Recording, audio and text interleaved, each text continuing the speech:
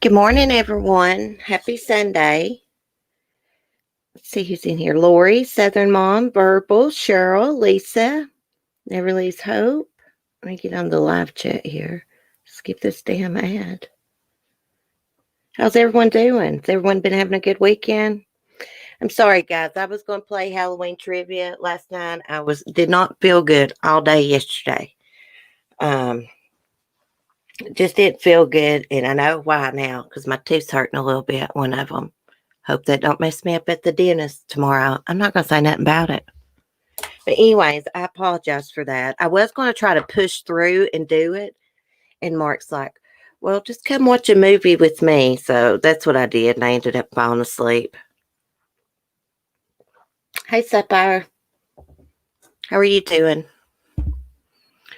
Anyhow, I'm really nervous, guys, about tomorrow. I've got a lot of dental work going on. It's a 3-hour appointment. Oh, my goodness. I'm excited, but I'm nervous. And me, I'm always thinking the worst, you know? Always expecting the worst. I got to get my brain out of that and be positive. Anyways, I thought we might do a little Halloween trivia this morning if y'all want to. And I actually got a good story pulled up. The Golden Hand story, scary story. I found it. I've told that story on here before, but I actually found the complete story. It's so good. I haven't even looked at the true crime this morning. Because I know myself, if I start looking, I'll be wanting to do videos and live streams. Everything. Hey, Misty. I know, Cece, you will be fine. It's not like when we were kids. I know. Well, when they pulled those two on my first appointment when I went, she put this stuff in my mouth and like, I think it was like pinkish or I think it was green. Anyway, she put it in my mouth on the two teeth that they were going to pull out. And my mouth went numb. And then she gave me shots in my gum. I didn't even feel it. I feel a little bit better. I'll be honest, I'm not feeling too good. And it's because one of my teeth is bothering me. Does it every time. I know it never loses hope. That's what Mark's been telling me about smoking. I got to smoke all I can today, guys, because I won't be able to smoke. Maybe I can quit smoking because of this. I need to. I can't breathe. I've been smoking since I've been about 13. I'm 40 now. I believe it's time to quit. I was so mad he didn't get my package out yesterday. Never lose hope. He was supposed to. And he went out his mom and dad's, and his dad's like, write the packful with me. And I guess he did that. And I had sent a text almost about 11 because the post office just opens from 11 to 12 on Saturday. And I was like, get my package. He's like, oh, I forgot. I'm on my way to packful. I was mad as a wet hen. He better be glad he brought me back a t-shirt from Royal King, or I would have been even madder. But anyways, I'm going to get it in the morning before I go to the dentist. And happy birthday, by the way. Never lose hope. Happy belated birthday. I hope you're feeling better. I know you weren't feeling good either. Okay, so what do y'all want to do? I was just going to give off this morning. We can play trivia. Hey, Light Feather. We can read this story. We can do both. Sometimes, I just like to come on here and talk about other things besides murder. You know, I kind of got burnt out on true crime a little bit. I'll be honest, sometimes I can't wait for the weekends to come. I don't know why I think like that. I guess because I know I'm going to take a break from it. Well, here comes Mark's happy ass pulling in the driveway. I swear to God. Men drive me crazy. Hey, Southern Mom. Okay. So I got some Halloween trivia. I can screen share this and we can play this trivia together and it'll give us the right answer. Or I can just ask you out the trivia questions. Halloween trivia is it's a little bit hard. I think we'll start out. Let's do the Golden Hand story. I could read that to y'all. Let me see how long it is. It's not that long. Let me get over to my StreamYards in case I have to mute because Mark's coming in. Dogs will be barking. No, they didn't this time. So what do y'all want to do first? The story or trivia? Let me know in the chat. Lisa, she says, sounds good. Anything sounds good to Lisa. She don't care. If you don't know a lot about the Halloween holiday, the trivia is going to be hard. Let's start out with the Golden Hand. I'm going to read this to y'all. This is a good one. This is an old, scary campfire tale.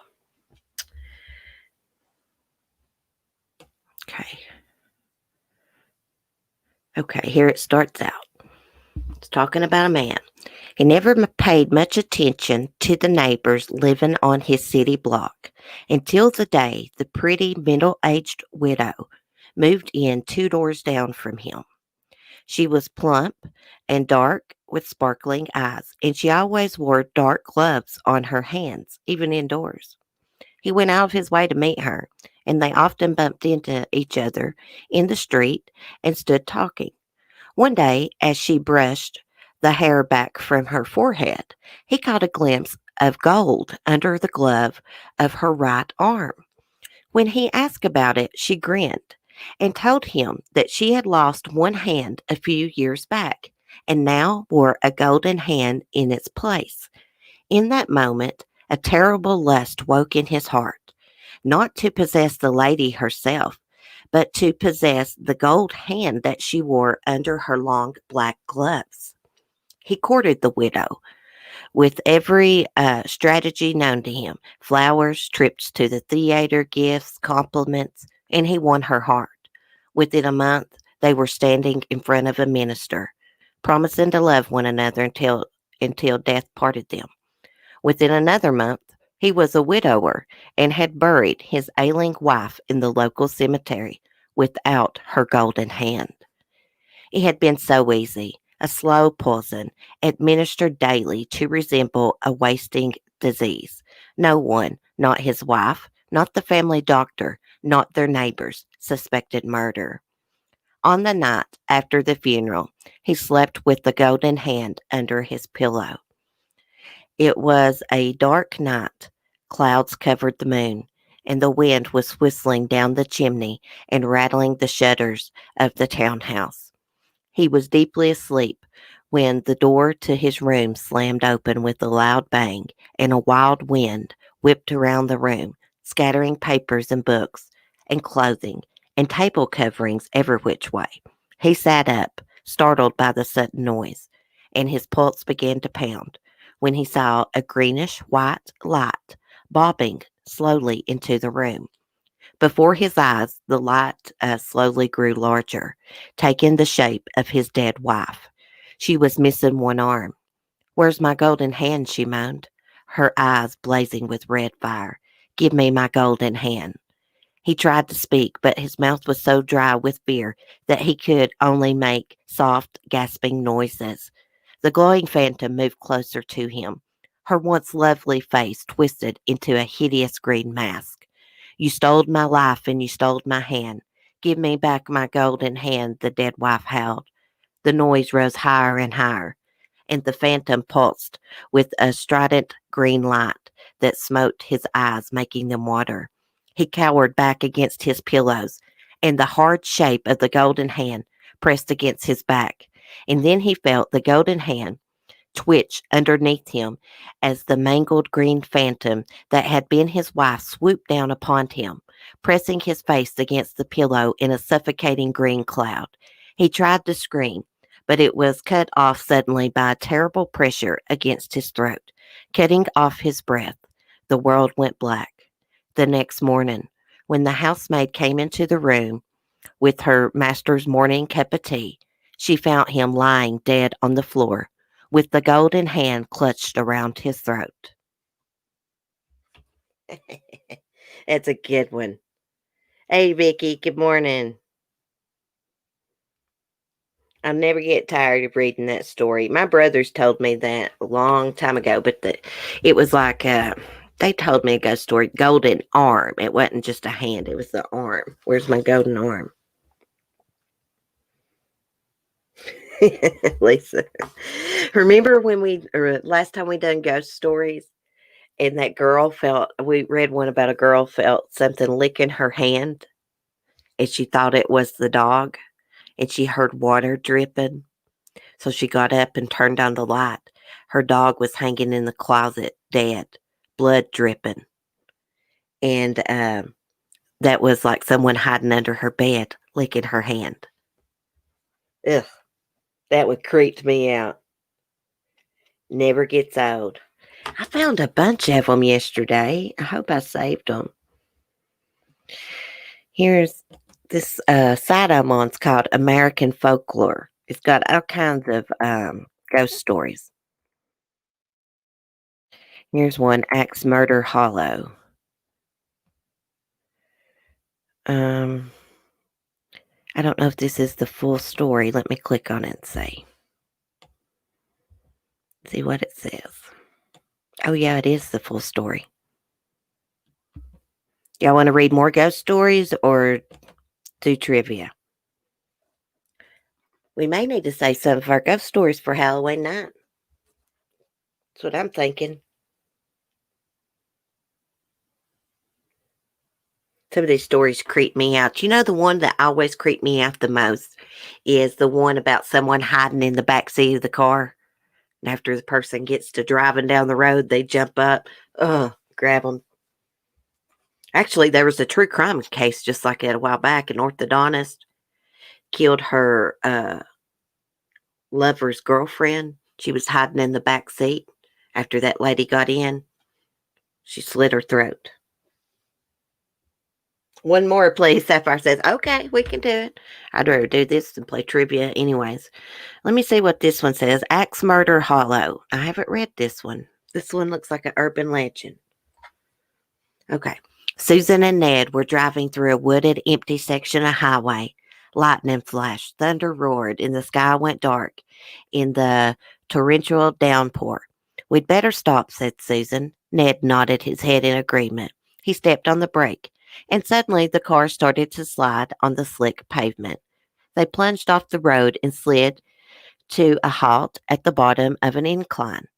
Pale and shaken, Ned quickly turned to check if Susan was all right. When she nodded, Ned relaxed and looked through the rain-soaked windows. I'm going to see how bad it is, he told Susan, and went out into the storm. She saw his blurry figure in the headlight walking around the front of the car. A moment later, he jumped in beside her soaking wet. The car's not that badly damaged, but we're wheel deep in mud, he said. We're going to have to go for help. Susan swallowed nervously. There would be no quick rescue here. He told her to turn off the headlights and lock the doors until he returned. Axe Murder Hollow. Although Ned hadn't said the name aloud, they both knew what he had been thinking when he told her to lock the door. This was the place where a man had once taken an axe and hacked his wife to death in a jealous rage over an alleged affair. Supposedly, the axe-wielding spirit of the husband continued to haunt this section of the road. Outside the car, Susan heard a shriek, a loud thump, and a strange gurgling noise. But she couldn't see anything in the darkness. Frightened, she sank down into her seat. She sat in silence for a while and then noticed another bump, bump, bump. It was soft, like something being blown by the wind. Suddenly, the car was illuminated by a bright light. An official sounding voice told her to get out of the car. Ned must have a police officer. Susan unlocked the door and stepped out of the car. As her eyes adjusted to the bright light, she saw it. Hanging by his feet from the tree next to the car was the dead body of Ned. His bloody throat had been cut so deeply he was nearly decapitated. The wind swung his corpse back and forth so that it thumped against the tree. Bump, bump, bump. Susan screamed and ran towards the voice and the light. As she drew closer, she realized the light was not coming from a flashlight. Standing there was the glowing figure of a man with a smile on his face and a large axe. She backed away from the glowing figure until she bumped into the car. Playing around when my back was turned, the ghost whispered, stroking the sharp blade of the axe with his fingers. You've been very naughty. The last thing she saw was the glint of the axe blade in the eerie, incandescent light. Ooh. As I was reading it, I really thought a police officer came there for a minute. Oh my goodness. Axe Hollow Road. CC is great at storytelling. I get into it sometimes. Sometimes I'm better other times. Let's see. Let's go back and see what else ones they have. That one was from Pennsylvania, it looked like. Here's Black Magic. There's one called Bloody Bones.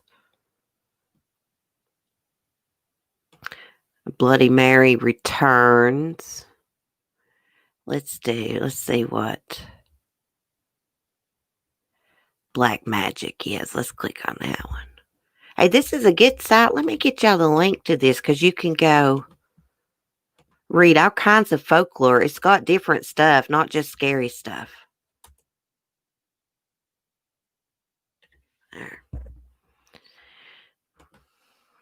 Okay.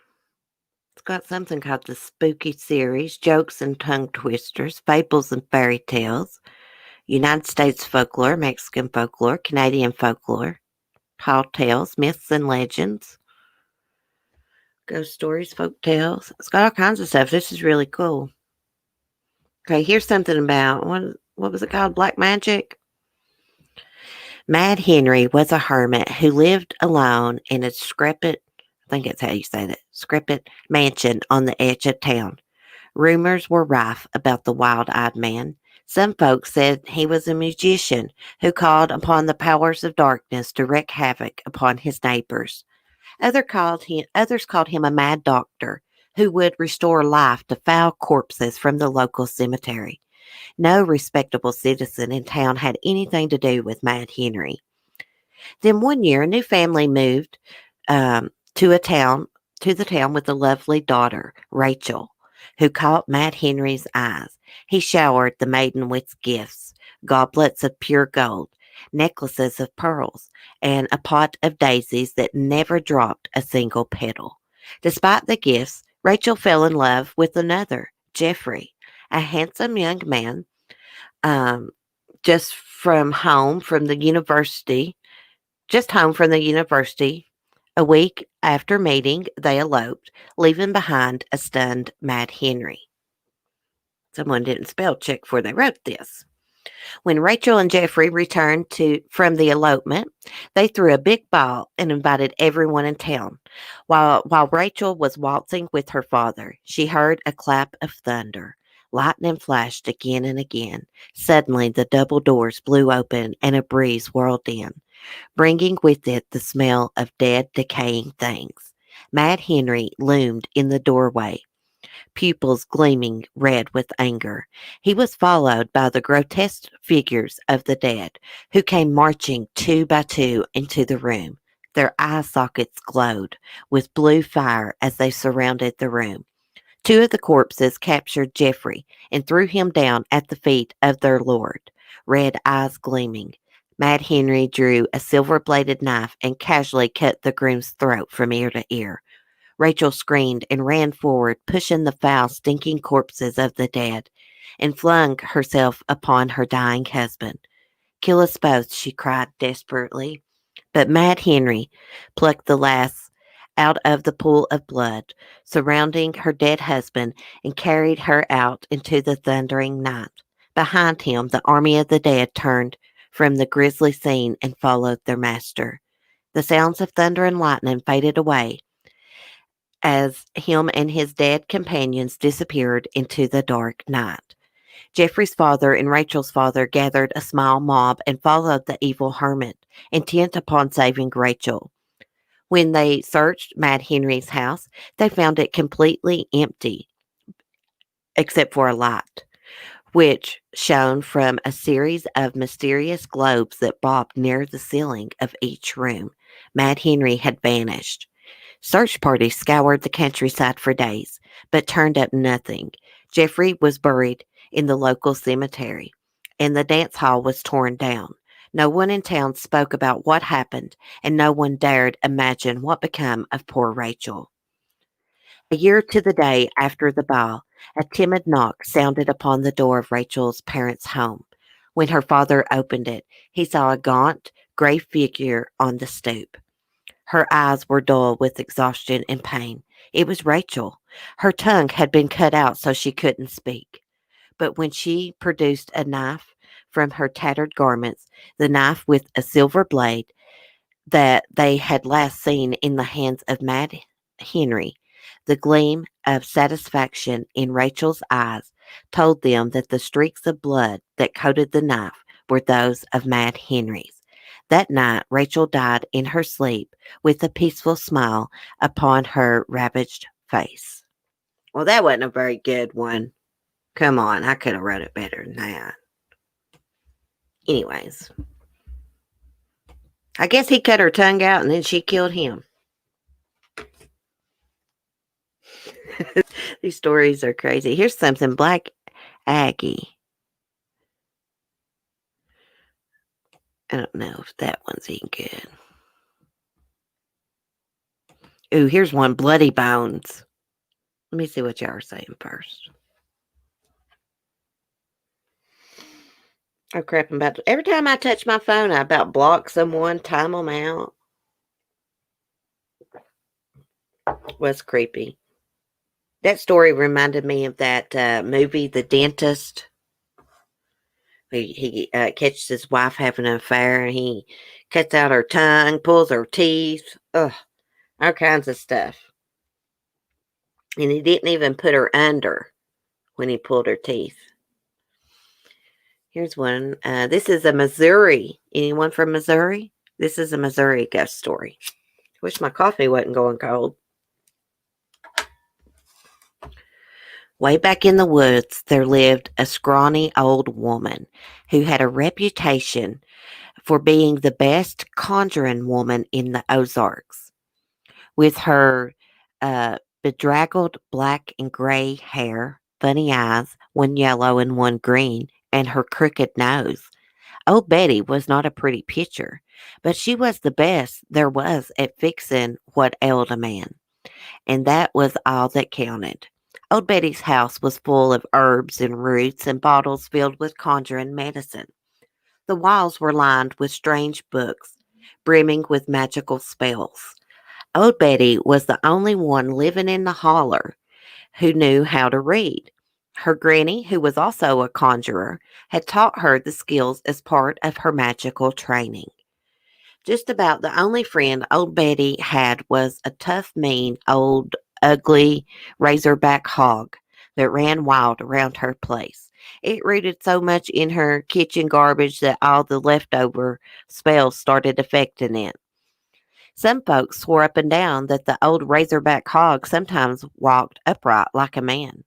One fella claimed he'd seen the pig sitting in the rocker on old Betty's porch, chattering away to her while she stewed up some potions in the kitchen. But everyone discounted that story on account of the feller who told it was a little too fond of drinking moonshine. Rawhead was the name Old Betty gave that razorback hog, referring maybe to the way the ugly creature looked a bit like some of the dead pigs come butchering time down in Hog Scald Holler. That was hard to say. The razorback didn't mind the funny name. Rawhead kept following old Betty around her little cabin and rooting up the kitchen leftovers. He'd even walked to town with her when she came to the local mercantile to sell her homemade remedies. Well, folks in town got used to seeing Rawhead and old Betty around town, and it looked mighty strange one day uh, around hog driving time when old Betty came to the mercantile without him. Where's Rawhead? The owner asked as he accepted her basket full of homemade remedy potions. The liquid in the bottle swished in an agitated manner as old Betty said, I ain't seen him around today and I'm mighty worried. You seen him here in town? Nobody's seen him around today. That would have told me. They would have told me if they did, the mercantile owner said. We'll keep a lookout for you. That's mighty kind of you. If you see him, tell him to come home straight away, old Betty said. The mercantile owner nodded in agreement as he handed over her weekly pay. Old Betty fussed to herself all the way home. It wasn't like Rawhead to disappear, especially not the day they went to town. The man at the mercantile always saved the best scraps for the mean old razorback, and Rawhead never missed a visit. When the old conjuring woman got home, she mixed up a potion and poured it onto a flat plate. Where's that old hog got to? She asked the liquid. It clouded over, then a series of pictures formed. First, old Betty saw the good for nothing hunter that lived on the next ridge, sneaking around the forest, rounding up razorback hogs that didn't belong to him. One of those hogs was Rawhead. Then she saw him taking the hogs down to Hog Scald Holler, where folks from the next town were slaughtering the razorbacks. Then she saw her hog, Rawhead, slaughtered with the rest of the pigs and hung up for gutting. The final picture in the liquid was a pile of bloody bones that had once been her beloved hog, and his scrapped, clean head lying with the other hog heads in a pile. Old Betty was infuriated by the death of her only friend. It was murder to her, plain and simple. Everyone in 3 counties knew Rawhead was her friend, and that lazy, hog stealing, good for nothing hunter on the ridge was going to pay for slaughtering him. Now, old Betty tried to practice white conjuring most of the time, but she also knew dark secrets too. She pulled out an old secret book her granny gave her and turned it to the very last page. She lit several candles, put them around the plate containing the liquid pitcher of Rawhead and his bloody bones. Then she began to chant, Rawhead and bloody bones, Rawhead and bloody bones. The light from the window disappeared as if the sun had been snuffed out like a candle. Dark clouds billowed into the clearing where old Betty's cabin stood, and the howl of dark spirits could be heard in the wind that pummeled the treetops. Rawhead and bloody bones, Rawhead and bloody bones. Betty continued the chant until a bolt of silver lightning left the plate and streaked out through the window, heading in the direction of Hog Scald Holler. When the silver light struck Rawhead's severed head, which was piled on the hunter's wagon with the other hog heads, it tumbled to the ground and rolled until it was touching the bloody bones that had once inhabited its body. As the hunter's wagon rumbled away towards the ridge where he lived, the enchanted Rawhead called out, Bloody bones, get up and dance. Immediately, the bloody bones resembled themselves into a skeleton of a razorback hog walking upright, as Rawhead had often done when he was alone with old Betty. The head hopped on top of his skeleton, and Rawhead went searching through the woods for weapons to use against the hunter. He borrowed the sharp teeth of a dying panther, the claws of a long dead bear, and the tail from a rotting raccoon, and put them over his head and bloody bones. Then Rawhead headed up the track towards the ridge, looking for the hunter who had slaughtered him. Rawhead slipped past the thief on the road and slid into the barn where the hunter kept his horse and wagon. Rawhead climbed up into the loft and waited for the hunter to come home. It was dusk when the hunter drove into the barn and unhitched his horse. The horse snorted in fear, sensing the presence of Rawhead in the loft. Wondering what was disturbing his usually calm horse, the hunter looked around and saw a large pair of eyes staring down at him from the darkness in the loft. The hunter frowned, thinking it was one of the local kids fooling around in his barn. Land o' Goshen, what have you got those big eyes for? He snapped, thinking the kids were trying to scare him with some crazy mask. To see your grave, Rawhead rumbled very softly. The hunter snorted irritably and put his horse into the stall. Very funny, ha ha ha, the hunter said. When he came out of the stall, he saw Rawhead had crept forward a bit further. Now his luminous yellow eyes in his bear claws could clearly be seen. Land o' Goshen, what have you got those big claws for? He snapped. You look ridiculous. To dig your grave, Rawhead intoned softly, his voice a deep rumble that raised the hairs on the back of the hunter's neck. He stirred uneasily, not sure how the crazy kid in his loft could have made such a scary sound if it really was a crazy kid. Feeling a little bit spooked, he hurried to the door and let himself out of the barn. Raw had slipped out of the loft and climbed down to the side of the barn behind him, with a nary rustle to reveal his presence. Rawhead raced through the trees and up the path to a large moonlit rock. He hid in the shadow of the huge stone so that the only things showing were his gleaming yellow eyes, his bear claws, and his raccoon tail. When the hunter came level with the rock on the side of the path, he gave a startled yelp. Staring at Rawhead, he gasped, "You nearly knocked the heart out of me, you crazy kid. Land o' Goshen, what have you got that crazy tail for?" To sweep your grave, Rawhead boomed, his enchanted voice echoing through the woods, getting louder and louder with each echo. The hunter took to his heels and ran for his cabin. He raced past the old weld house, past the woodpile, over the rotting fence, and into his yard. But Rawhead was faster. When the hunter reached his porch, Rawhead leaped from the shadows and loomed above him. The hunter stared in terror up as Rawhead's gleaming yellow eyes in the ugly razorback hog, his bloody bone skeleton with its long bear claws, sweeping raccoon tail, and his gleaming sharp panther teeth. Land o' Goshen, what have you got those big teeth for? He gasped desperately backwards from the terrible figure before him. To eat you up like you wanted to eat me, Rawhead roared, descending above the good for nothing hunter. The murdering thief gave one long scream in the moonlight. Then there was silence and the sound of crunching. Nothing more was ever heard of the lazy hunter who lived on the ridge. His horse also disappeared that night, but sometimes folks would see Rawhead roaming through the forest in the company of his old friend, Old Betty. And once a month, on the night of the full moon, Rawhead would ride the hunter's horse through town, wearing the old man's blue overalls over his bloody bones, with a hole cut out for his raccoon tail. In his bloody bear clawed hands, he carried his raw razorback hog head, lifting it high against the full moon for everyone to see.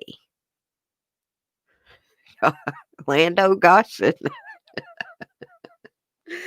Oh my gosh. Hey, Jen, I didn't even know you watched my channel, girl. You knew who I was. Thank you. Happy Halloween. Thank you, honey. I watch your channel too. I'm usually catching watch the replays because you come on late and I'm old and I go to bed early. Thank you so much for the super chat. I appreciate that. Gosh, I didn't think that story was ever going to end. Jen's got a channel if you want to check that out. She's nice. She's a country girl. I'm pretty sure you sound country to me. Lando Goshen. I've never heard that word. Like, I live in the freaking boonies. I've never heard someone say Lando Goshen. Oh. And I was cracking up when it was saying fur. My granny says that. What you got that crazy tail fur? Oh, okay. That was a freaking long one. I've heard better, though. I've heard better tales, y'all. I wonder what this death waltz is. Let me see what y'all saying. Y'all want to play some trivia? That one was funny. Lando Goshen. I don't think I'd be asking something. Why you got them big claws for? My ass would be gone. Gone. To get a crucifix to hold up.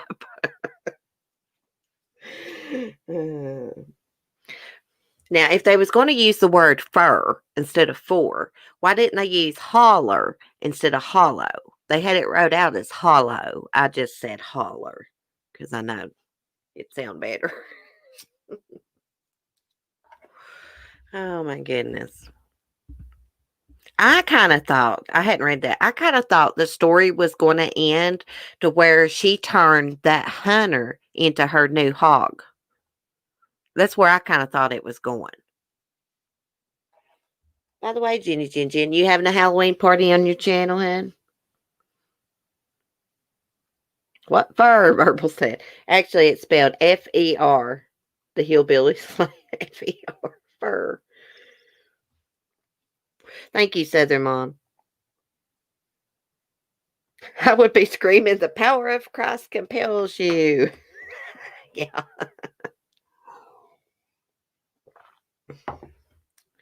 Oh my goodness. Hey, there's crazy things that goes on in the mountains. Really crazy things. Let me see. I had some good stories saved in my little Discord room. I keep all my links and articles in. Is anyone going trick-or-treating this year? Is anyone taking their kids trick-or-treating or what are y'all doing? Timothy's not going trick-or-treating this year, I don't think. Looks like I just saved the golden hand one. Scroll up. I saved so much crap.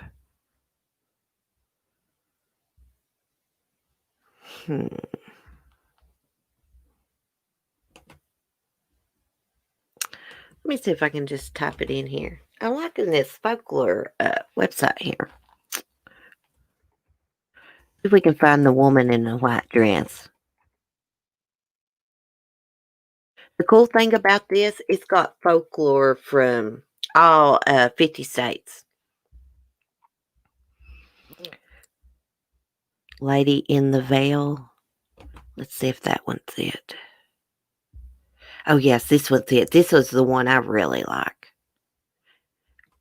So this one came from Texas. Every state, every town has a woman in white ghost story.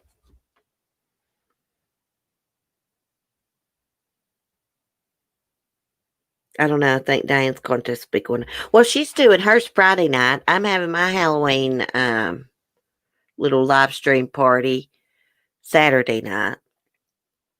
I'm trying to figure out a time, but I'm probably not going to wait till 9 to do it. I thought about waiting till 9 because people might be trick-or-treating with their kids, but I don't think people's trick-or-treating. They are around here, but I don't think it's safe to right now. You should still do one. I've seen several live streams scheduled. Some of them's like really late. I think Save Robbie's doing trivia. I think Science Girl's doing a Halloween stream. I think it's scheduled for pretty late at night. I watched hers last year. She can really do makeup, Halloween makeup. She was dressed up like, from the Dead Festival. She had the skeleton face and what's that called? They got the roses in their hair. Man, I mean, it looked just like one of those pictures, I'm telling you. I'm going to enter Diane's contest. I'm pissed that Mark didn't get my package out of the mail yesterday because I wanted to do it for my big dentist appointment tomorrow. Because I'm not sure how I'm going to be, with all that dental work, be able to talk and do a video. But I think I got to like the 28th to get it in. It shouldn't be that hard to do. Because I'm just going to be Carol Baskin, and they just need a short clip. I'm not going to make it very long. I was going to do like a whole little parody of her, but I think they just want short videos. So I'm just going to be like, hey, I'm Carol Baskin. I'm going to read from my diary. I'm going to make it funnier than that. I've got some things written down. Do you know Draw Izzle? She could do great makeup. No, I don't. I need to let me look on it. Draw Izzle. Let me get on my own chat here. I do watch a lot of makeup channels, though. Man, there's some talented people here on YouTube, I'm telling you. Have y'all seen makeup mobsters, like Halloween decorations? I clicked on one of her live streams when she's out the other day. They must have a contest in her neighborhood, scariest house or something. She's pretty creative with that. Okay, I found this channel now. I'm going to subscribe.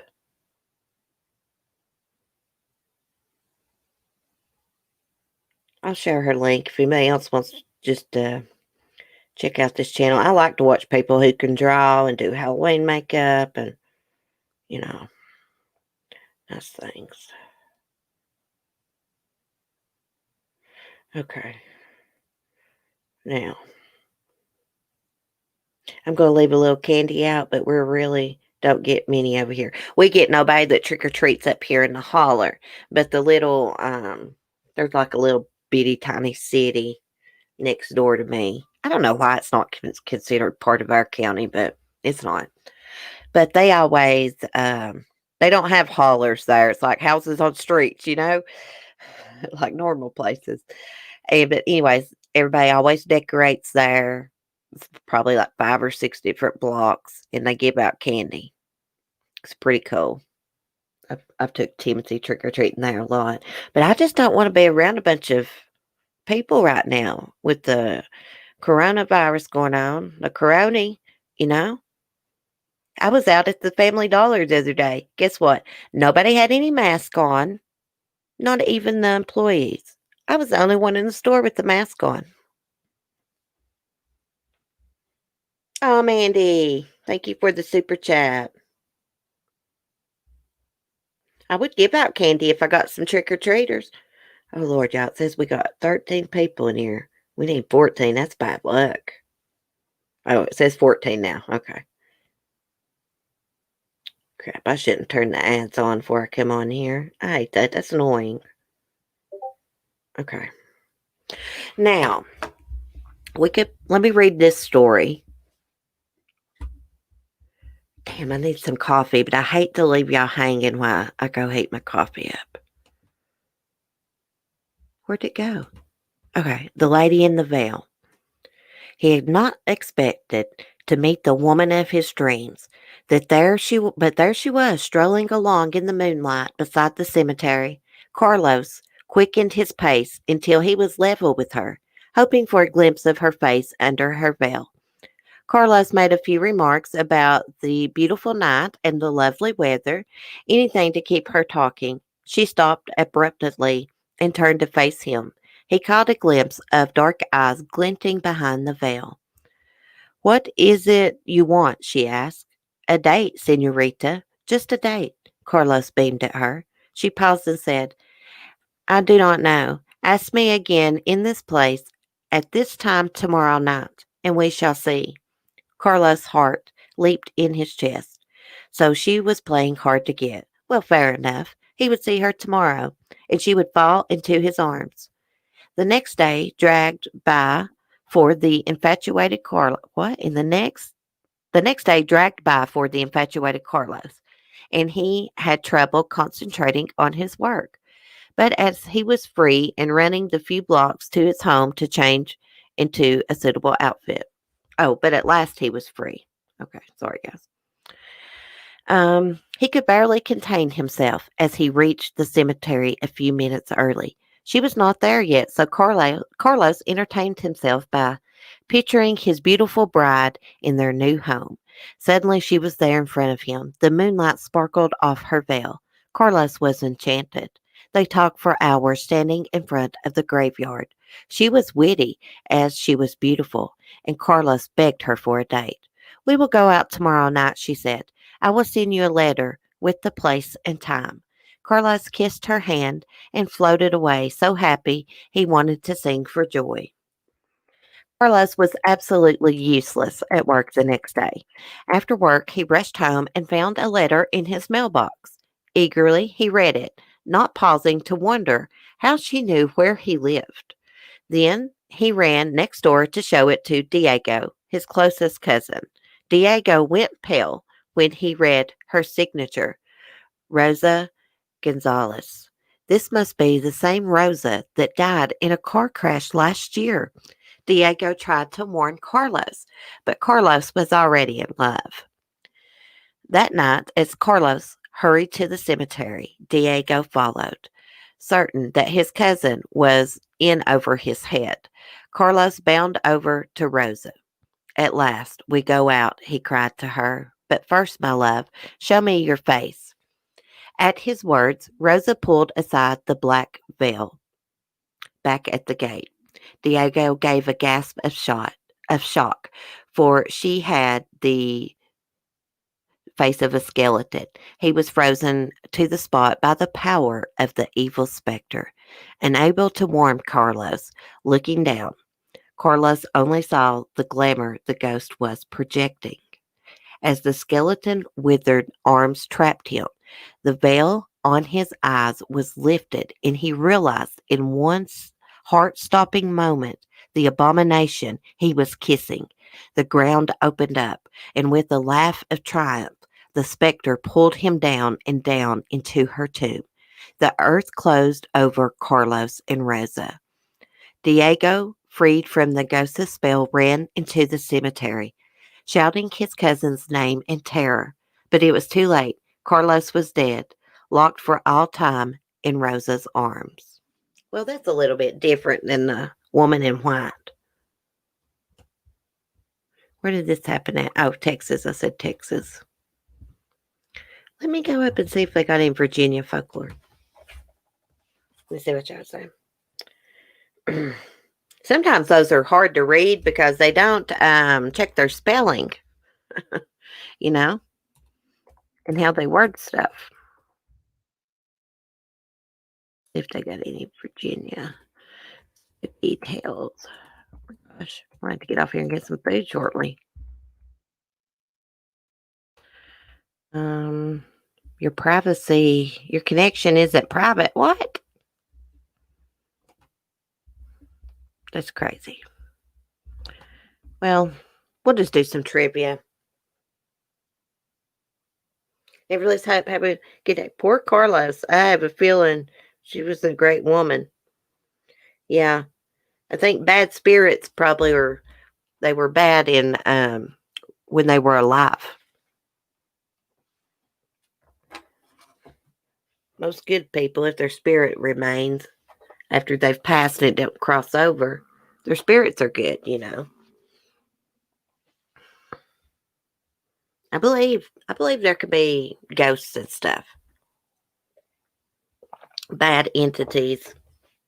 That's for sure. I've had some experiences myself.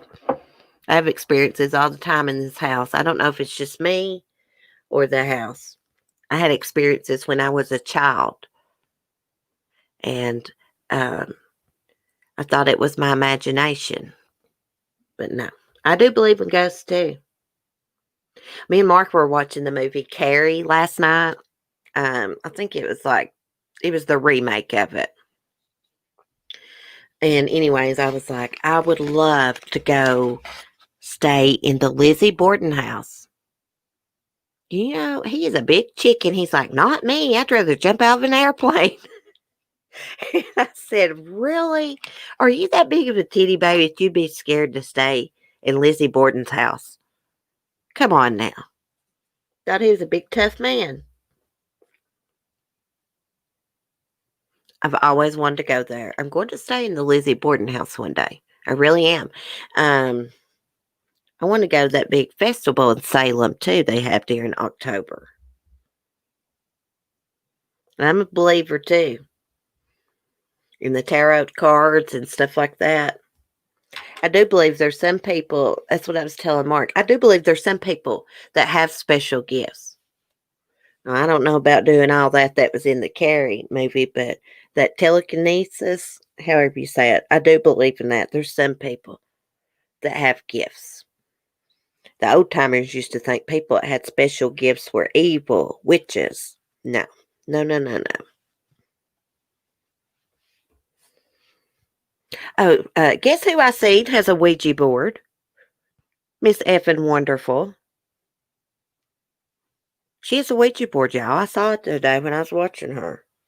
I was like, oh my gosh. She don't know how to use it, though.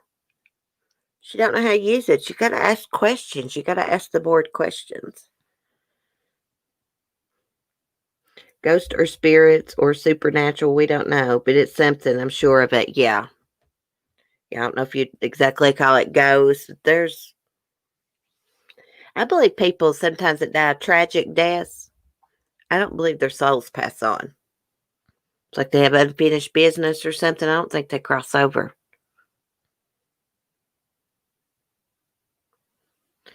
Well, she was drinking that night, very merry. That's that night that she had that guy there at her house. Remember that guy? There was a video of him pulling her dog by the leg because it was trying to hump his arm. And by the way, if your dog is trying to hump you, your dog needs exercise. Okay? Know that. Anyways, yeah. And he was like, that guy was trying to tell her, you have to ask it a question. She had, I don't know if she was playing dumb around him or intoxicated, but no, she didn't know. Very, very, yeah. FYI, if your dog's trying to hump your company, it needs to be exercise. That means it's not getting enough exercise. Humping is not a sexual thing for dogs. They got too much energy. Ouija board's very dangerous, CC. I used to have a Ouija board, and I had terrible luck after it. I used to live in an old funeral home when my son was little. My brother had some friends there one night, and we played my Ouija board. And about 6, 7 months after that, I witnessed that suicide. I don't know what my brother did with my Ouija board.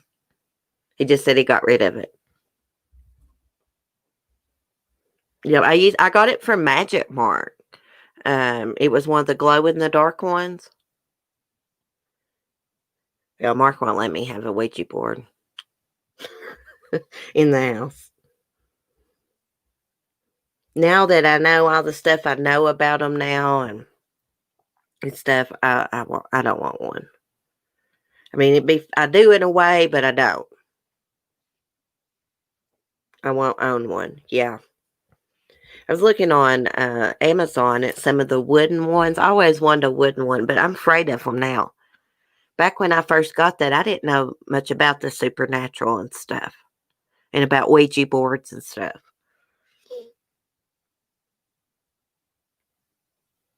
Yeah, we were asking it stuff, trying to communicate with spirits like dummies.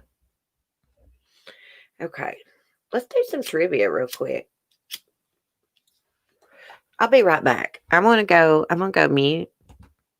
I'm gonna mute and go warm my coffee up and maybe grab me a brownie because my stomach's growling.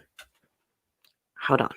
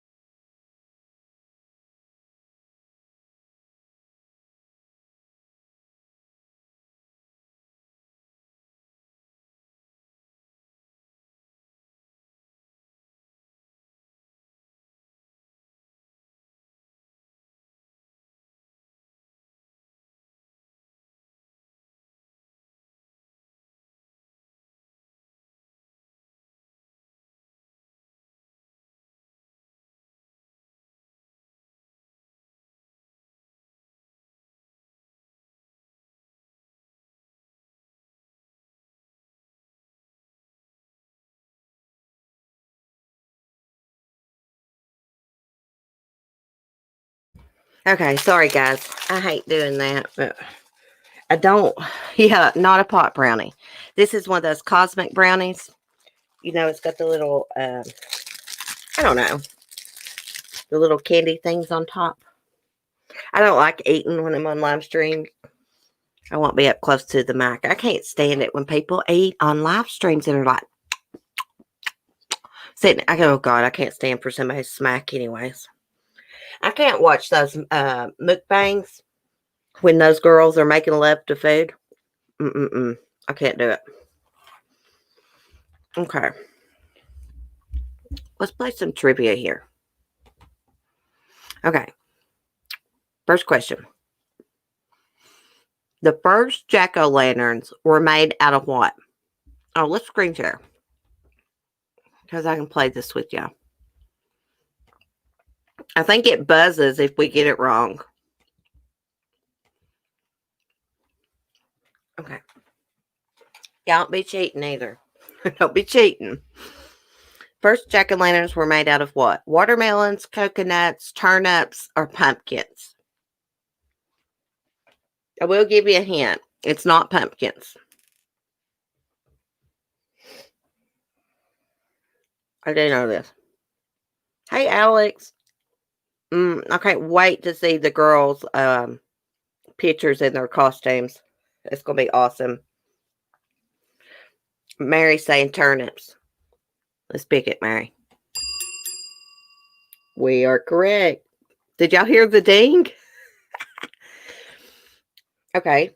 So the first jack-o'-lanterns were made in Ireland out of hollowed out turnips.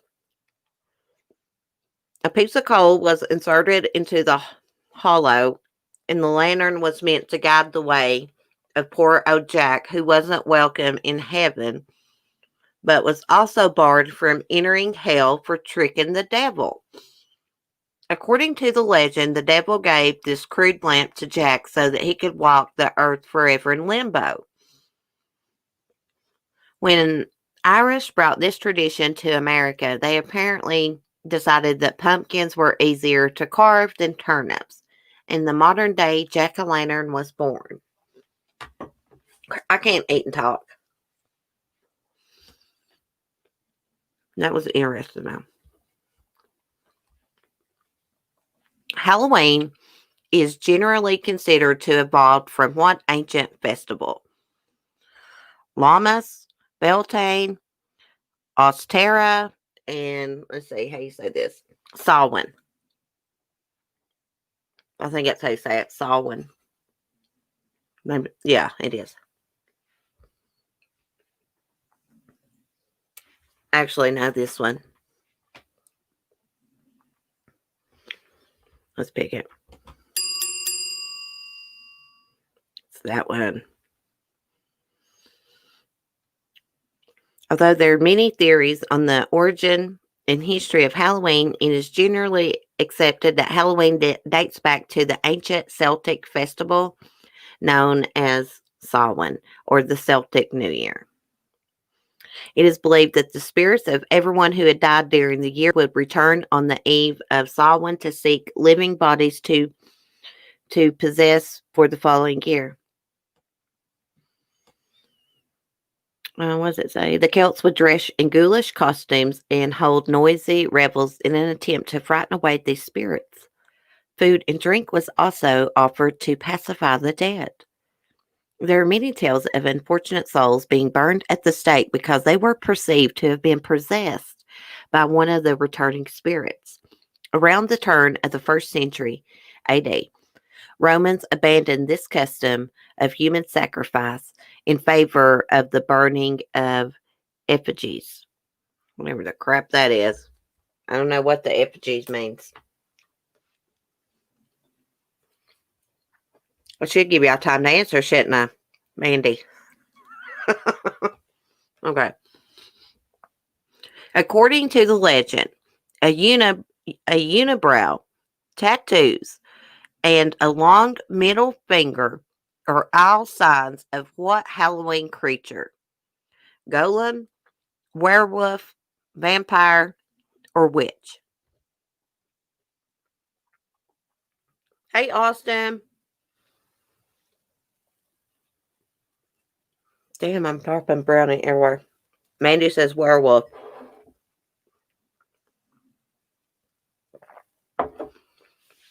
Let's see if anyone else is going to. Oh, get on the live chat, CC. Jesus. Mary saying a witch. The werewolf. I like that ding, ding, ding. Damn brownie. These little sprinkle hard candies on top. I ain't freaking chew anyways. They're falling out everywhere. Okay. In what century did the practice of trick or treating begin? 18th century, 20th century, 14th century, 16th century. I'm going to say it happened to the 20th. Trick or treating began, I guess, when they're talking about when did, it start kids going around to collect candy. Damn, I feel like Amberlynn Reed with a mouthful of brownie.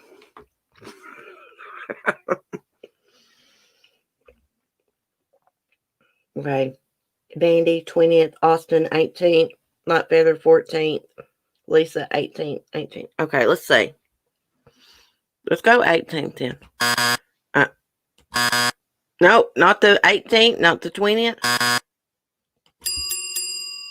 16th. Who said 16th? You're right. Shay. Okay. Let me get my brownie chewed up. I can't stand to talk and with food in my mouth. That's so freaking rude.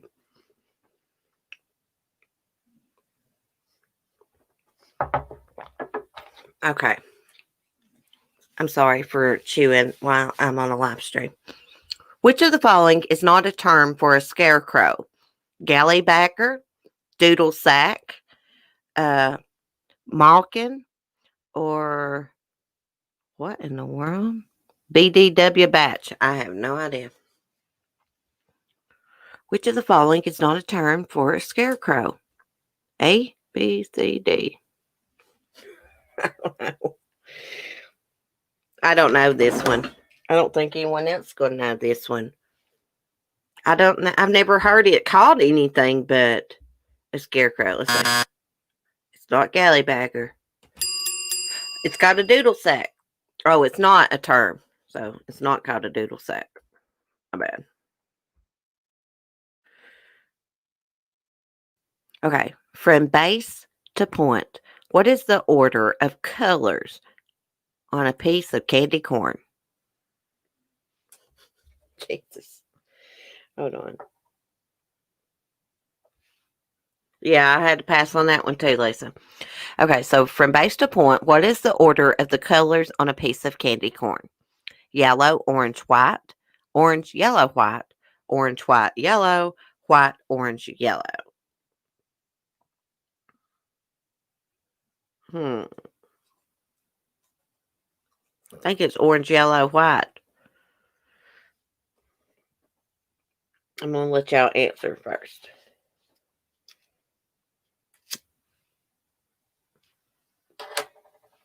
Austin says white, orange, yellow. Mary, orange, white, orange. Lisa, yellow, white, orange.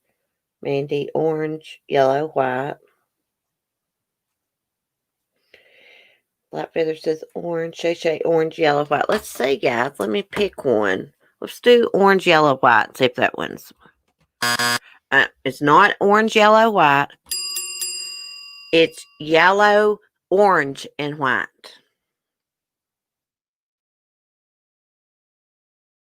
Okay. Now we got a movie question. Which of these Halloween films was not directed by Tim Burton? Beetlejuice, The Nightmare Before Christmas, Frankenweenie, or Corpse Bride? I'm going to say Frankenweenie. Y'all know what I'm so mad about this year? They took The Great Pumpkin off TV. Didn't play it this year. It's been on since like 1943, 1945. Every freaking Halloween. Not this year. So, which of these Halloween films was not directed by Tim Burton? Beetlejuice, Nightmare Before Christmas, Frankenweenie, or Corpse Bride? I'm going to say Frankenweenie. I just watched. Hey, Dale Smith. I'm just going to call you Smith. It says Beetlejuice. I just watched Beetlejuice. I love Beetlejuice. So let's go with Beetlejuice, y'all. I think it's Frankenweenie. Let's see if it's Frankenweenie. Oh, it's not Frankenweenie.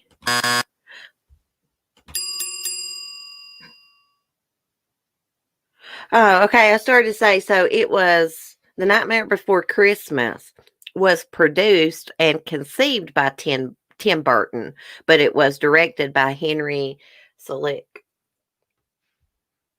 Well. Never thought that.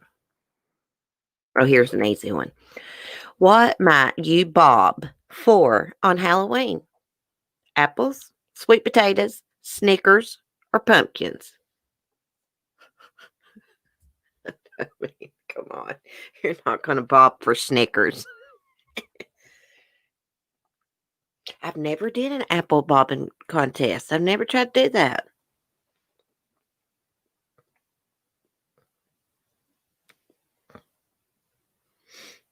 Everyone's saying apples. Yeah, we know it's apples. Ding, ding, ding. Okay, here's your question, Mary. If you want to keep spirits out of your home on Halloween, what should you sprinkle on your doorstep? Sage, garlic, salt, or holy water? If you want to keep spirits out of your home on Halloween, what should you sprinkle on your doorstep? Sage, garlic, salt, holy water.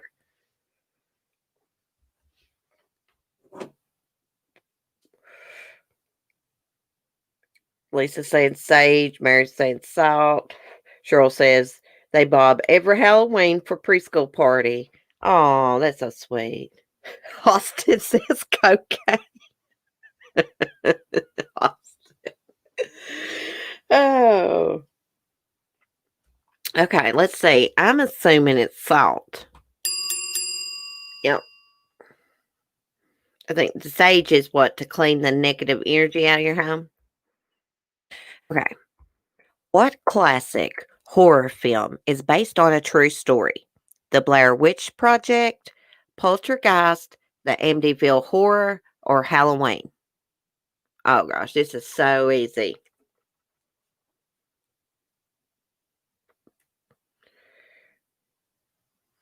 Yeah, good idea, Light Feather. Put salt on your doorstep and then sage the inside of your home.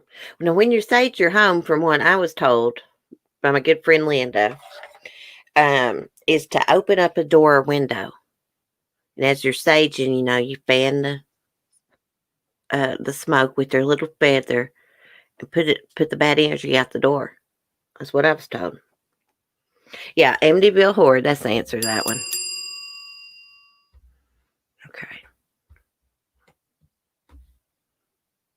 Let's go to the next ones. Okay. According to the superstition, if you stare into a mirror at midnight on Halloween, what will you see? Your future spouse, your death, dead ancestors, or Bloody Mary? I'm going to say your death.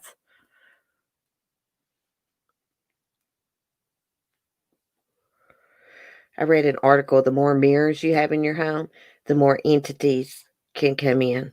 That makes sense. That makes total sense. Okay. According to the superstition, if you stare into the mirror at midnight, Halloween, what will you see? Your future spouse, your death, dead ancestors, or Bloody Mary? White Feather saying Bloody Mary. Cheryl saying Bloody Mary.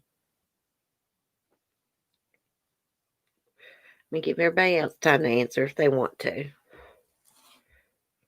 Dead ancestors, Bloody Mary saying. I'm thinking it's going to be your death. Shay saying Bloody Mary. I forget when I play trivia, there's a delay where I use the StreamYards. Let's see if it's your death. It's not your death. Dead ancestors. Nope. Oh, really? You're going to see your future spouse? Really? Okay. Here's a great pumpkin question. In It's the Great Pumpkin, Charlie Brown, who does Linus mistake for the Great Pumpkin? Pigpen, Snoopy, Lucy, or Charlie Brown? I have no idea. I forgot. In the Great Pumpkin, Charlie Brown, who does Linus mistake for the Great Pumpkin? Pigpen, Snoopy, Lucy, Charlie Brown. Austin's saying Lucy. Speaking of the Great Pumpkin, I've got a snow globe. Listen to it. It's the Great Pumpkin.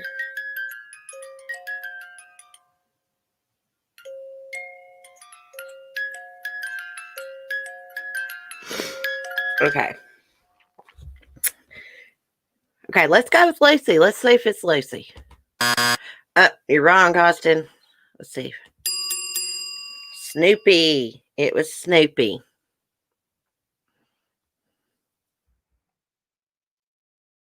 What Michael Jackson song was adapted by American Werewolf in London, London, directed by John Landis, into a highly successful Halloween-themed music video?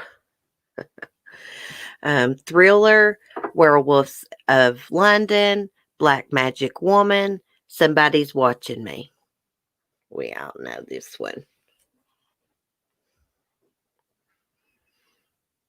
Oh, it's a cute snow globe. If I had my makeup on, I'd show it to you. It's the 50-year anniversary snow globe, and it's got Snoopy inside of it, sleeping on top of his doghouse. And when you turn it upside down, it's got bats flying everywhere. Thriller, Cheryl says. Everyone's saying Thriller. Correct. Okay. What product is banned in Hollywood on Halloween? Razor blades, silly string, toilet paper, or ski mask? I'm going to say razor blades. When I was little, there was like a rumor. I remember my mom talking about it, going around about people putting razor blades in apples, putting stuff in candy. My mom always checked our candy and stuff when we got home. Actually, there was a guy that poisoned his kids on Halloween. He took them trick-or-treating. I think one of the kids actually died.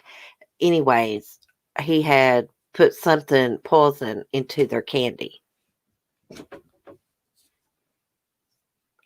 Someone's trying to get in my room here. One of my dogs. Hold on a minute. Let's see what they want. It's probably Skylar. Oh, it's Smokey. Come on, Smokey.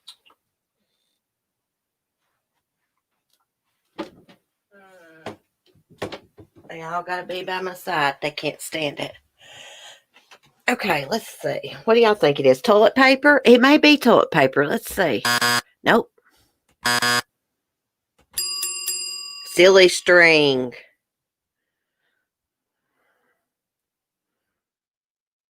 So that law was only enforced on October 31st. If you're caught with sticky hands, expect to pay a $1,000 fine. Well, here's a Ouija board question. What movie convinced people to get rid of their Ouija boards? Paranormal Activity, The Exorcist, White Noise, or Witchboard?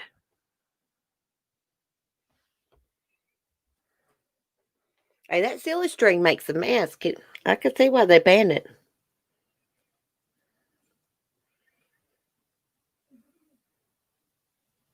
They made a film about that. The Candyman. Yeah.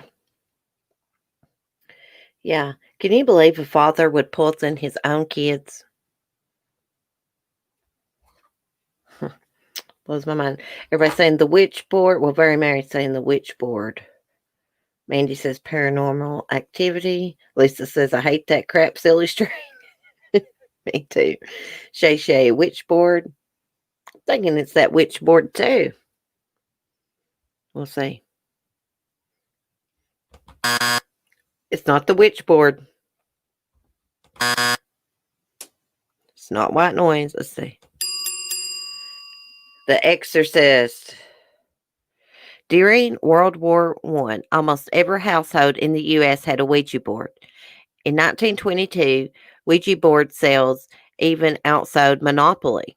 But The Exorcist stopped the Ouija board fad dead in its tracks. After watching the movie, many people destroyed their Ouija boards in fear.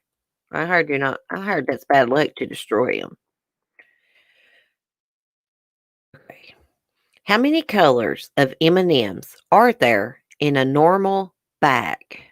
5, 8, 7, or 6? How many colors of M&Ms are in a normal bag?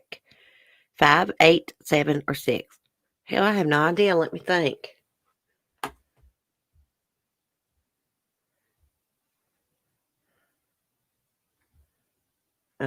I'm thinking 5.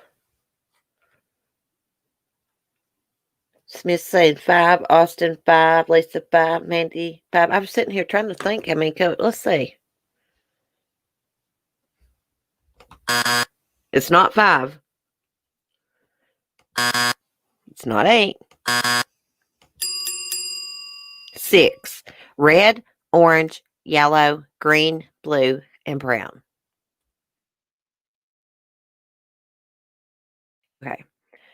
What ghost did British Prime Minister Winston Churchill reportedly see in the White House? What ghost did Winston Churchill see in the White House? George Washington, Abraham Lincoln, Andrew Jackson, Willie Lincoln. Now, Willie Lincoln was Abraham Lincoln's son. Now, I believe he died of influenza or something.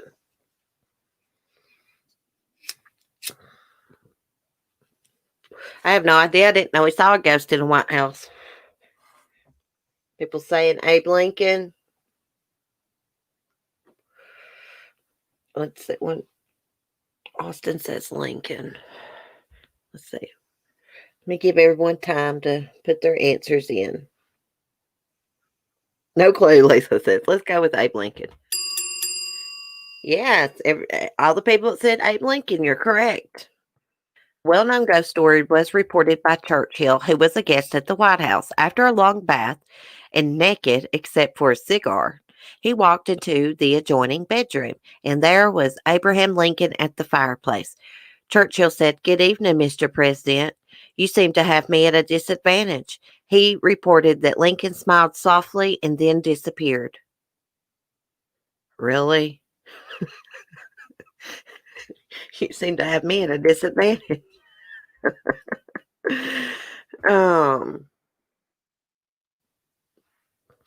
let's see. In the popular Halloween candy buyback program, kids sell their uneaten candy to local dentists who redistribute it to whom? Military troops, orphanages, nursing homes, starving countries. I'm going to say they give it to the military troops. In the popular Halloween candy buyback program, kids sell their uneaten candy to local dentists who redistribute it to whom? Military troops, orphanages, nursing homes, or starving countries. Military. Most people say the military. Let's see if it's military. Yep, it's the military. I knew they wasn't going to give it back to orphanages because those are kids too, you know. They try to get kids not to eat candy because cavities and stuff. How is the mystery flavor of Dum-Dums Lollipops made? I just want to say something. If you got small little toddlers and stuff, do not give them Dum-Dums Lollipops. They come off the stick real easy and they'll get down their throats because they're small. Choke them. Okay. How is the mystery flavor of Dum-Dums Lollipops made? It's a random mix of leftover ingredients. It's an overlap of two batches of candy. It's just a regular Dum-Dum with a different wrapper. It's either pineapple or buttered popcorn. Well, we have no idea. That's a hard question. How is the mystery flavor of Dum-Dum's Lollipops made? Random mix of leftover ingredients, an overlap of two batches of candy. It's just a regular Dum-Dum with a different wrapper, or it's either pineapple or buttered popcorn. I love the pineapple ones. It's not the pineapple one, I don't think. Dum-Dums are small little round suckers. They're real small and they're really bad for little kids to have. They can get choked on them. No Dum-Dums for small children. They come off the stick real easy, and they're so small, a kid swallowed it, it get hung in their throat. Leftovers, Austin's saying. Let's see, Austin. It's not leftovers. It's an overlap of two batches of candy. Never did know that. Okay, it says, what horror film is widely regarded to have popularized the found footage film technique? The Blair Witch Project, Cloverfield, Paranormal Activity, or Chronicle? Which horror film is widely regarded to have popularized the found footage film technique? Well, I always thought the Blair Witch Project was just a bunch of hocus pocus, as they say. I watched that movie last night, by the way. I thought Paranormal Activity was just made up crap too. I thought they just made that up, make it look like, someone filmed crap. So maybe it's the Chronicle. Mandy's saying Blair Witch. Let's see if it's Blair Witch. This is the hard one. It is the Blair Witch. The Blair Witch Project, which tells the fictional story of three student filmmakers lost in the Black Hills, was later employed by similar successful films such as Paranormal Activity and Cloverfield. Let's do one more, guys, and I'm going to have to get off here. My dogs are staring me down.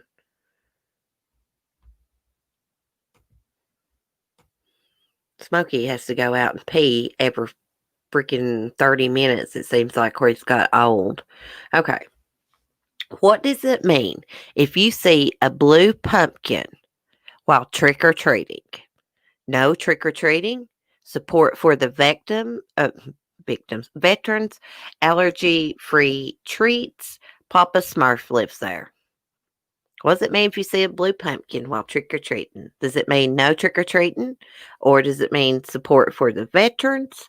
Or allergy-free treats? Or Papa Smurf lives there? Well, I've never seen a blue pumpkin. It means it's too cold out. Yeah.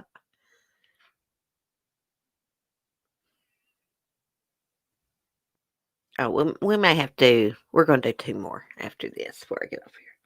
Papa Smurf. Everybody's mainly saying Papa Smurf too. Let's see. That's wrong. Let's see if it means. It means allergy-free treats. Okay. Oh, this is easy. I just watched this yesterday too. What was the name of Gomez and Morticia's daughter on the Addams Family? Friday, Wednesday, Tuesday, or Thursday? I actually know a kid named Ariel Tuesday. Hey, Jack's mom. Austin said the blue pumpkin means go away. Oh. Yep, it's Wednesday. Like Feather says Friday. It's Wednesday. Her name's Wednesday Addams. Okay. What Halloween costume does E.T. wear? A ghost, cowboy, stormtrooper, or pumpkin? This is so easy. What did E.T. dress up as in the movie for Halloween? A ghost, a cowboy, stormtrooper, or pumpkin? Austin says ghost. Oh. It's an easy one. So it says cowboy. Lisa says ghost. Jack's mom ghost. Very Mary ghost. Mandy House says her name's Wednesday, but she wishes it was Friday. Yeah. My daughter likes Friday for a name. Don't ask. I like the name Wednesday. Like I said, my niece's mom, she has a little girl named Ariel Tuesday. So E.T. was a ghost for Halloween.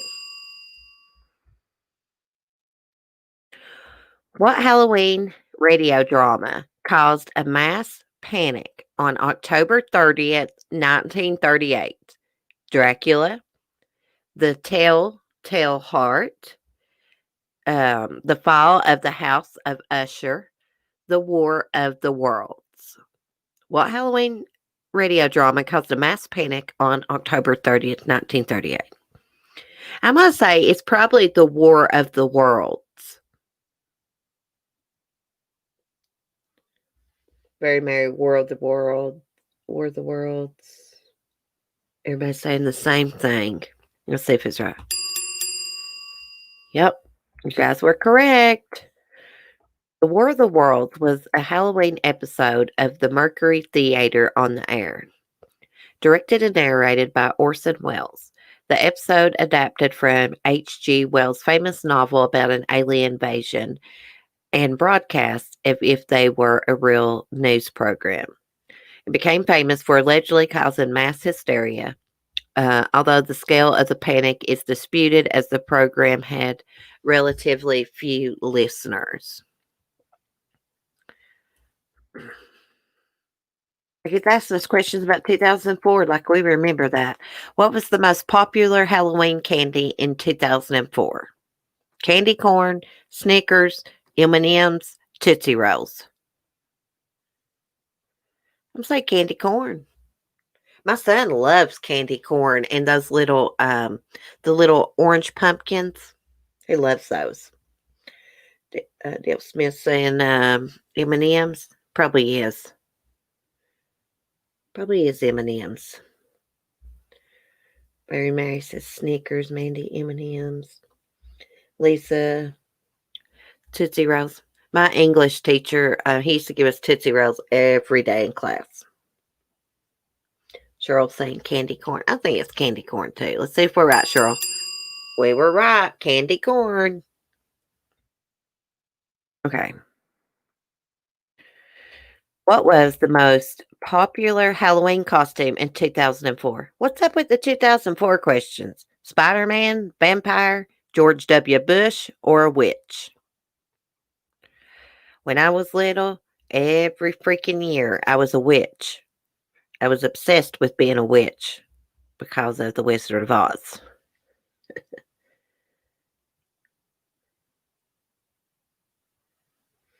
Very much candy corn. I can't eat it. Really? I like candy corn. Austin says vampire. Jack's mom Bush. Shay Shay says witch. It might have been, was George Bush. Oh, it's not George Bush, yeah. Let's see. I mean, it's Spider-Man. Spider-Man. My little boy, Timothy, he was Superman for Halloween one year. He was just a toddler. He looked so cute, where he was so short. His little cape was long. He looked so cute. Okay, so here's the last one we're going to do. How much does the world's biggest pumpkin weigh? 682 pounds, 1,385 pounds, 2,096 pounds, or 247 pounds? I'm going to say the biggest pumpkin probably weighed 682 pounds. Maybe it's 247 now. What do y'all think? How much did the world's largest pumpkin weigh? 682, 1,385 pounds, 2,096 pounds, or 247? Mandy's going with 247. Shay Shay 1385. Let's see. No clue, Jack's mom says. Wait till y'all answer, then we'll look. Over 1,000, Cheryl says. Very Mary. 1,000. Okay. Let's see. Nope. Nope. 2,096 pounds. Wow, that's a huge pumpkin. Let's see. We'll do one more. How many witches were burned at the stake in the Salem witch trials? And I'm just going to say, if you've not watched the documentary on YouTube about the Salem witch trials, you should. It's very interesting. How many witches were burned at the stake in the Salem witch trials? 0, 20, 12, 33. I'm going to say I think there's about 33 of them burned. Dale Smith says 0. Oh, gosh, you might be right. They were hung, he says. Maybe I need to watch that documentary again. Austin says 12. Let's see if there's 0. D.L. Smith's right. There's 0. They was hung. None of the witches put to death in the Salem witch trials were burned at the stake. All those executed were hung but one, Giles Corey, who was pressed to death. Several others died in prison, including Sarah Osborne, Roger Toothaker, Hacker, Lydia Dustin, and Anne Foster. Well, we'll do the last one here. It's 30. What phobia do you suffer from if you have an intense fear of Halloween? Wiccophobia, Halloweenophobia, how do you say that? Samhainophobia, Bathophobia. How the hell are you supposed to pronounce names like this? I do know the answer to this one.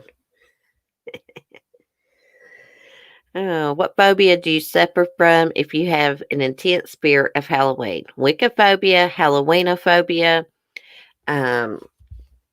Samhainophobia, Phasmophobia.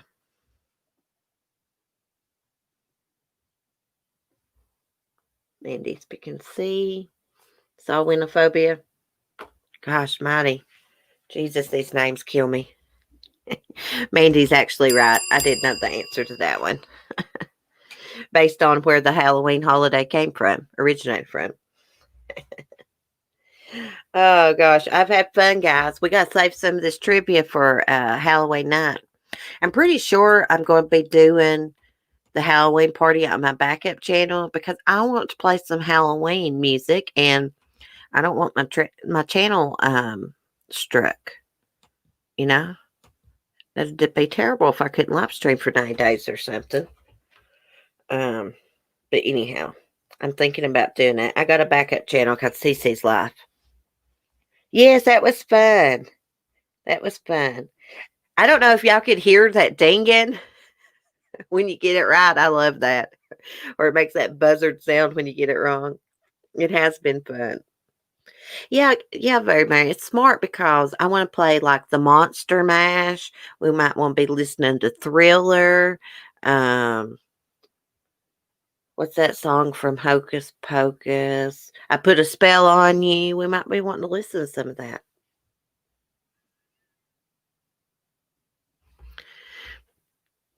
Anyways, y'all have a great Sunday. Won't see y'all tomorrow because I got my dentist appointment. If my mouth is not hurting, I'll see y'all Tuesday. But you got a link to your backup channel? Yes. Yeah, we need to start sharing the link to my backup channel. Let me see if I can find it without having to log into it.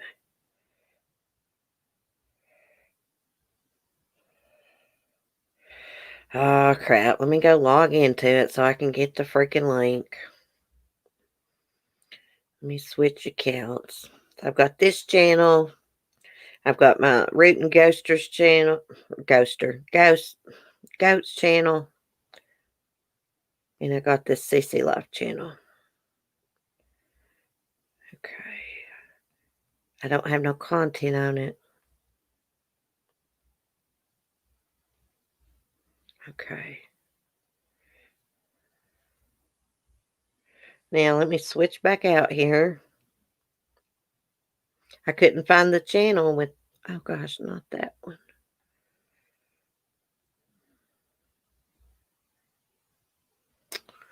Swear. Okay, now I got it. That's all right, Alex. I got it.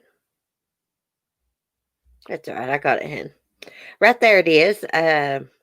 Y'all go over there and subscribe to my backup channel. I'm going to start putting some content on it. I'm not sure what I'm going to put on that channel. But, if this channel ever gets struck or something, I'll have that one I can go live on. Maybe I need to start doing just some random live streams on that one and get it going. Maybe I'll put up a little video, Halloween video or something. Anyways, y'all, thanks for chatting. Thanks to everyone who super chatted this morning. Appreciate that. I appreciate all y'all for your loyalty and support. I really do. Anyways, y'all say a prayer for me. Hope everything goes well. I hope my temporary teeth they're going to give me, and I've already paid for, do not look like rabbit teeth, or I'm going to be really, really mad. Really mad. Thank you, Mandy. Yeah, y'all go sub that channel. I usually don't ask things like that, but just in case something happens to this channel.